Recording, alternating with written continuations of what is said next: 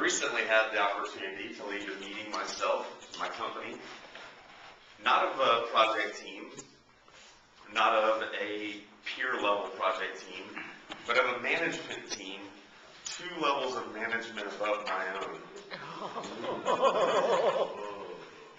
What first sounded like an excellent opportunity, and I guess at the end it was an excellent opportunity, turned out to be an eye-opening experience.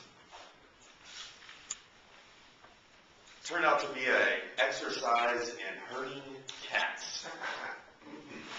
What I'd like to do for you today is draw some parallels between meeting facilitation and the Toastmaster speech to help enlighten all of us on what you can do to prepare for, to facilitate a speech, and then to review that speech once it's, that facilitation once it's over, and hopefully help everybody improve their facilitation skills. So in a Toastmaster speech, there are 3 main things that you're going to go through as part of that speech. There's going to be the preparation, there's going to be the delivery of that speech, and then there's going to be an evaluation of that speech afterwards. With a meeting facilitation, there's some similar parallels. There is the preparation that needs to happen before the meeting, there's the facilitation itself of the meeting, and then there's a review after the meeting is over. With a Toastmaster speech, you generally prepare by writing your speech and memorizing your speech and understanding what the time frame is and making sure that your speech will fit within that time frame. With a meeting, you also have to do some preparation. The primary tool to prepare with is the agenda. So you have to develop an agenda, make sure that you understand the time frames on that agenda, and that you'll be able to accomplish the things that you want to accomplish during that meeting in the time allotted on your agenda. You also have to understand the methodologies. So a facilitator's role in a meeting is to handle the context of the meeting, not the content of the meeting. And that's where a difference is between a speech. The speech is about the content, whereas a facilitation is about the context. And what I mean by that is you have to decide how you're going to handle each section of the agenda.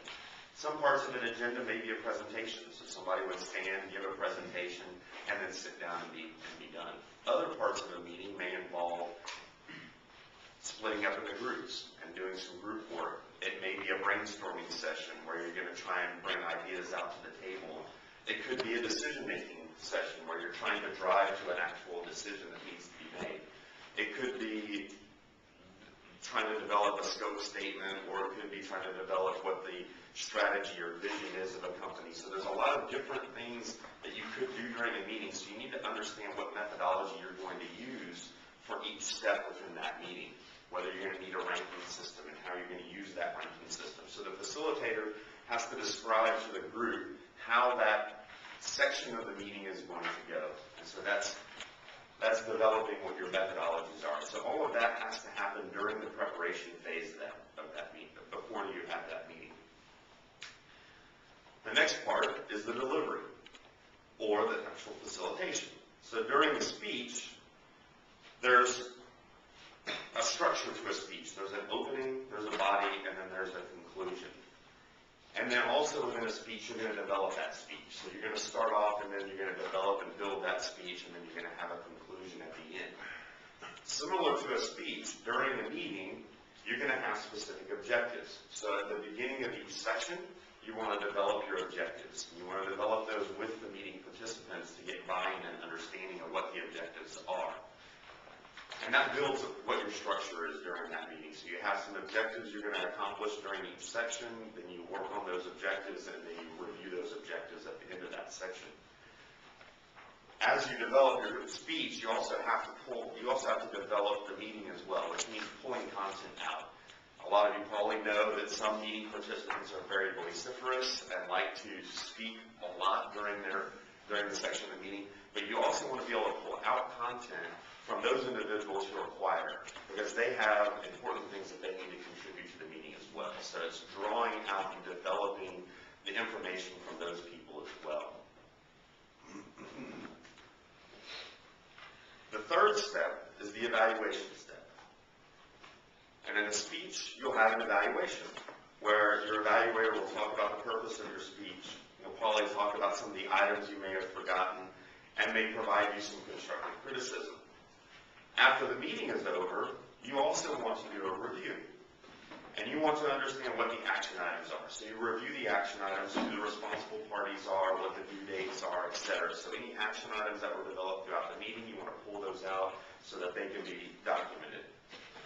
A lot of times in a meeting you'll see or hear something that's called a parking lot. Parking lot is generally a place where you denote items that are not germane to the meeting or that you want to bring up later. So those would be some of the items that you, quote unquote, would have missed. So you want to review the parking lot items as well. The last item of the review is something that is generally called a plus delta, what was good and what was not good about a meeting. So the plus are all of the good items, the deltas are all the things that could be done better, could be done differently. And so you want to do the same thing at the end of your meeting, and that's similar to your constructive criticism that your evaluator would provide. And so once you wrap up those items, then you will have completed your meeting.